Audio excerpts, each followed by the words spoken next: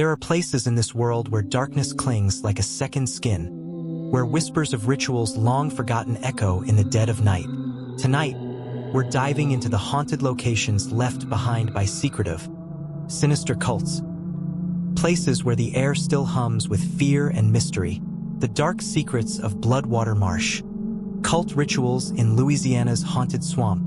Deep in the heart of Louisiana lies a place shrouded in mystery and dread.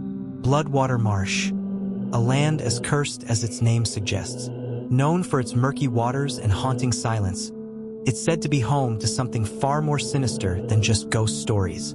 Tonight, we delve into the horrifying legacy of the cult rituals that stained this marsh with blood and fear.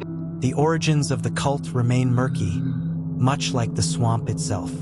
Local legends speak of a group known as the Children of the Blood Moon. They were a secretive, sinister sect that emerged in the late 1800s, believed to worship an ancient, malevolent entity said to dwell beneath the swamp's waters.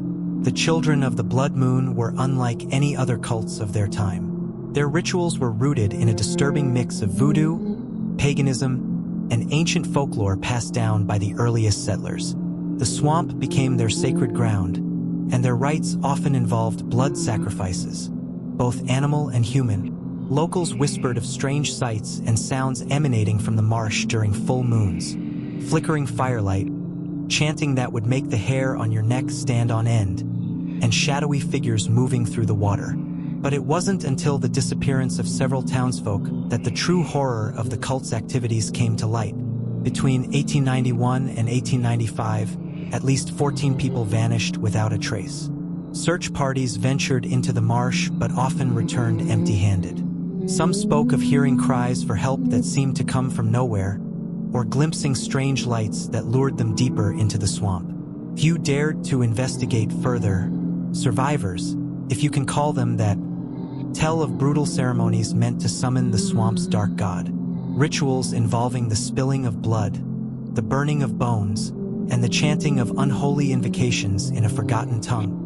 The cult was eventually wiped out after a vigilante mob stormed the marsh in 1895. But their legacy lingers. Some believe the marsh is cursed, forever tainted by the blood spilled in its waters. Others claim the cult's deity still hungers, and that anyone who ventures too deep into Bloodwater Marsh risks becoming its next victim. The dark secrets of Arid Sanctum, New Mexico's chilling cult rituals. Founded in the early 1970s, the Arid Sanctum was initially marketed as a sanctuary for spiritual enlightenment. Its leader, Elias Crown, was a charismatic figure who claimed to channel divine energies from the desert itself. But behind his soothing words and hypnotic gaze lurked something far darker. Survivors, few and far between, have described the rituals conducted within these walls. They spoke of midnight ceremonies where participants danced in frenzied circles, chanting in an unknown language. At the center of it all was the altar of unity, a stone slab said to be stained with the blood of sacrificial offerings. Livestock and later, human lives were rumored to be offered to the Ascended, an entity Crown claimed would grant eternal life to his faithful. The air was thick with the scent of burning herbs and something far more metallic. Over the years, dozens of people vanished near the Arid Sanctum.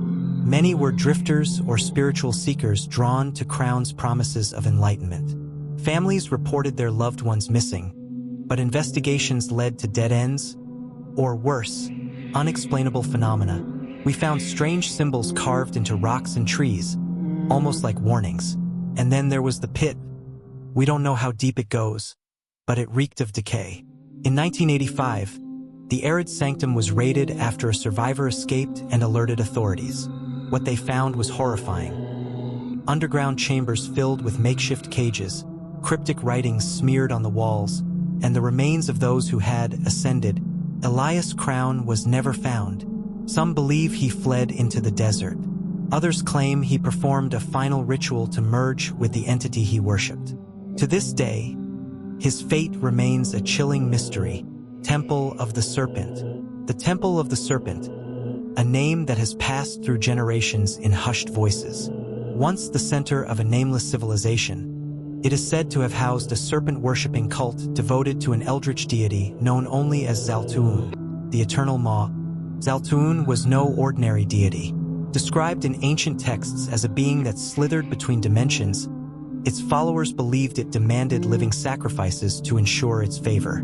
The cult's rituals were said to be gruesome, and the unlucky souls chosen to appease the serpent never left the temple alive. Legend tells of the offering of the flesh, a ritual so sinister that survivors, if any, would be forever marked by madness. Victims were brought to the central chamber, bound and blindfolded, as the cult enacted unspeakable rites to summon their god. In 1934, a group of archaeologists ventured into the temple, drawn by stories of untold treasure.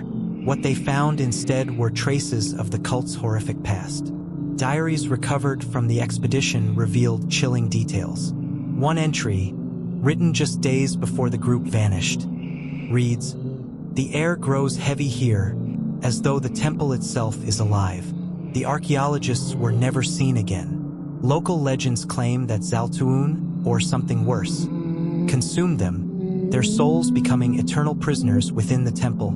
Black Hollow Monastery, Ireland. Built in the early 14th century, Black Hollow Monastery was once a sanctuary for monks seeking solitude and divine connection. But as the centuries passed, the sacred turned sinister.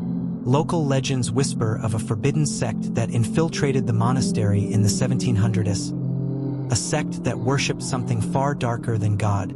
They called themselves the Coven of Eternal Black. Little is known of their origins, but their practices were said to involve rituals that summoned malevolent entities. Villagers reported seeing strange lights flickering in the monastery's windows at night, accompanied by the chilling sound of screams. But the most disturbing part? Survivors, yes, survivors, claimed the rituals worked. Witnesses described seeing inhuman figures materialize in the smoke. These beings, creatures, were said to consume the souls of the sacrificed, leaving only hollow shells behind. By the late 1700s, the villagers had had enough. After years of disappearances and sinister occurrences, they stormed the monastery one stormy night. What they found was beyond comprehension. Some accounts say they found the remains of dozens of victims. Others claim the cultists were in the middle of a ritual when the mob arrived, and that whatever they summoned escaped into the night. Regardless, the monastery was abandoned, left to decay as a reminder of its dark past. Legends say that anyone who spends the night in Black Hollow risks losing their soul. Some who have entered never returned, their fates shrouded in mystery. Locals warned to stay away, claiming the land itself is cursed. So, if you're ever in the Irish countryside and find yourself near Black Hollow, remember, some doors are better left unopened. Blackburn Sanctuary, what appears to be an abandoned retreat, was once the epicenter of sinister gatherings.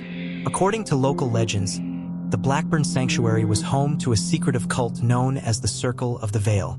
Their rituals weren't just strange, they were horrifying. Founded in the late 1800s by a man named Elias Greaves, the Circle of the Veil believed they could pierce the boundaries between life and death. Greaves claimed he had spoken to the Shadow Ones, entities from another realm who promised immortality. At a price, the rituals began harmlessly enough. Chants, offerings of fruit and herbs. But as the years went by, the ceremonies grew darker. Villagers nearby reported hearing screams echoing through the forest at night. Livestock vanished without a trace, and strange symbols, drawn in blood, appeared on the trees. By the early 1900s, Blackburn Sanctuary was notorious. The cult's most infamous ritual, known as the Veil's Offering, involved the sacrifice of animals, and, as some claimed, humans. Witness accounts from that time describe hooded figures dragging screaming victims into the sanctuary, never to be seen again. Local historian Margaret Hale discovered this journal in the ruins of Blackburn Sanctuary. It details some of the cult's practices: summoning rituals, purification rites, and chillingly, instructions for soul-binding ceremonies. What's particularly disturbing is the mention of children in these rituals. They believed children's souls were pure and could act as conduits to the shadow realm. In 1932, the cult's activities abruptly stopped.